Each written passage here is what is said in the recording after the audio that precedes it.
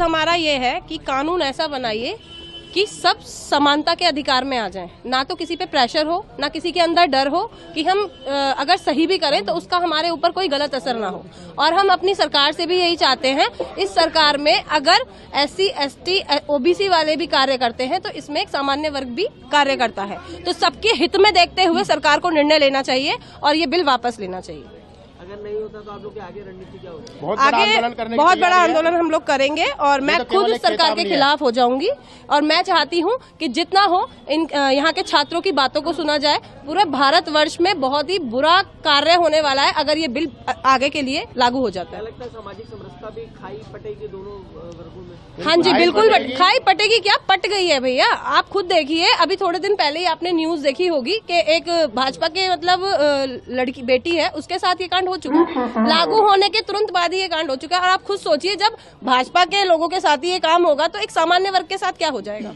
और आज जो ये हमने प्रदर्शन UGC के खिलाफ करा है, जो हमारे समाज के स्वर्ण समाज के युवा हैं, हमने बहुत सूक्ष्म में ये प्रोग्राम करा है और हमने आज यहाँ अधिकारियों को चेताया है कि अगर हमारी बात जल्दी से जल्दी नहीं सुनी गई तो हम आने वाले कुछ समय में जितने भी नोएडा के अंदर स्वर्ण समाज हैं, जितने स्वर्ण समाज के संगठन हैं, चाहे वो करणी सेना है, चाहे परशुराम सेना है, चाहे अग्रसेन सेना है, चाहे वो त्यागी भूमियार सेना है, हम सबको लेके हजारों लाखों की संख्या में विधायक जी और सांसद जी का घेराव करेंगे।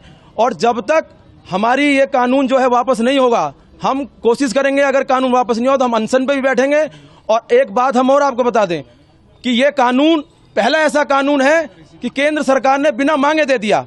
आज तक जितने भी कानून बने हैं, जिस समाज को पीड़ा होती है वो धरना देते हैं, वो ज्ञापन देते हैं, वो संसद में उनके प्रतिनिधि आवाज उठाते हैं। किसी भी SC, ST समाज के प्रतिनिधि ने किसी संसद में, राज्यसभा में इस कानून की कोई आवाज नहीं उठाई। लेकिन हमारी समझ में नहीं आ रहा कि जो 100% मतदाता स्वर्ण समाज भाजपा सरकार को वोट देता है, उन्होंने स्वर्ण समाज को अनदेखा करके SC, ST को ऐसा कानून बना के दे दिया कि उन्होंने उसकी मांग भी नहीं करी, सिर्फ सुप्रीम कोर्ट के एक आदेश पे। मेरी एक बात और है, हम पे SC, ST लगाया गया, हम चुप रहे। आपने देखा होगा कि SC, ST में 70 से 80% जो मुकदमे वो फर्जी पाए जाते हैं।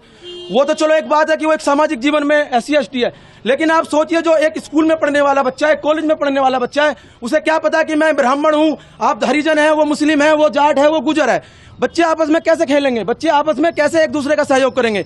इस हिसाब से तो बच्चे एक दूसरे को पढ़ने में स्कूल नहीं जाएंगे, कॉलेज नहीं जाएंगे।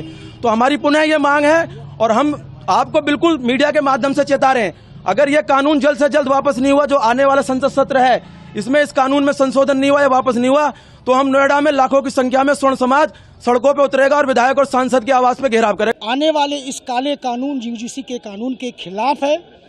इस कानून से हमारे बच्चों का जो भविष्य है वो कहीं न कहीं अंधकार में, कहीं न कहीं होने वाली गलत शिकायतों और उसके एवज में आने वाले भविष्य में जो समाज, जो धर्म, पढ़ाई हमने भी करी है, रोटियां हमने भी आधी खाई हैं। इस तरह का ये कानून है जिसका विरोध कर रहे हैं। देखिए इस कानून में सुप्रीम कोर्ट के द्वारा जो गाइडलाइन दी गई थी, जिसमें ये स्पष्ट रूप से था कि कोई भी व्यक्ति अगर, देखिए ये समाज का स्पष्ट एक मत है कि किसी भी समाज के प्रति अगर कोई गलत भावना या गलत शब्द का इस्तेमाल होता है तो हम भी उसके खिलाफ हैं। कोई भी वर्ग शोषित नहीं है, कोई भी वर्ग छोटा और बड़ा नहीं है, लेकिन कानून में जो SC, ST के लिए सुविधाएं करी गई कि अगर उनको किसी तरह का कोई गलत शब्द से उच्चारण किया जाता है या उनको गलत छोटी शब्दों से बोला जाता है तो उसके खिलाफ कहीं न कहीं कानूनी कार्रवाई का प्रावधान है। हम इसका बिल्कुल स्वागत करते हैं, लेकिन हम गवर्नमेंट से ये पूछना चाहते हैं कि अगर वो शिकायत गलत हुई, अगर वो शिकायत झूठी साबित हुई, आज बुंदेलखंड का एक परिवार, शर्मा परिवार 20 साल जेल में रह करके आया और बाद में पता लगा, कोर्ट ने कहा ये तो केस ही गलत था। उस परिवार का बच्चा, उस परिवार का बुजुर्ग, उस परिवार की माँ, सब कुछ तबाह हो गया। कौन जिम्मेदार है? हम गवर्नमेंट से केवल समानता के भाव की इच्छा रखते हैं। सर्व समाज, सवर्ण समाज ने जीवन भर दिया है, लिया कुछ नहीं है। हम आज केवल अपने अधिकार की मांग करते हैं। हमारी मांग ये है कि ये यूजीसी का जो काला कानून आया ब्राह्मण, क्षत्रिय, वैश्य और सिंधियों के लिए, इस कानून को हटाया जाए। और जिस प्रकार हमने इन लोगों को सत्ता में बिठाया है तो इनको सत्ता से हम लोग गिरा भी सकते हैं। ये हमारे बच्चों के लिए, आने वाले भविष्य के लिए बहुत खराब है काला कानून।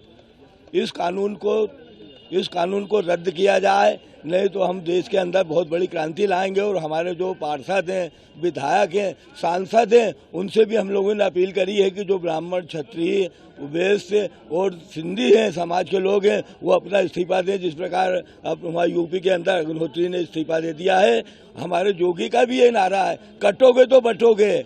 आज ये देश को काट रहे हैं और बांटने में लगे हुए हैं। ऐसा काला कानून लेके आए हैं, तो हमारी यही मांग है कि कानून को हटाया जाए, नहीं तो हम बहुत बड़ा उग्र आंदोलन करेंगे। इससे बड़ा आंदोलन पूरे भारत के देश के अंदर और पूरे भारत को बंद कराने के लिए हम पूरा सहयोग करेंगे। और सारी समाज हम सब एक हैं।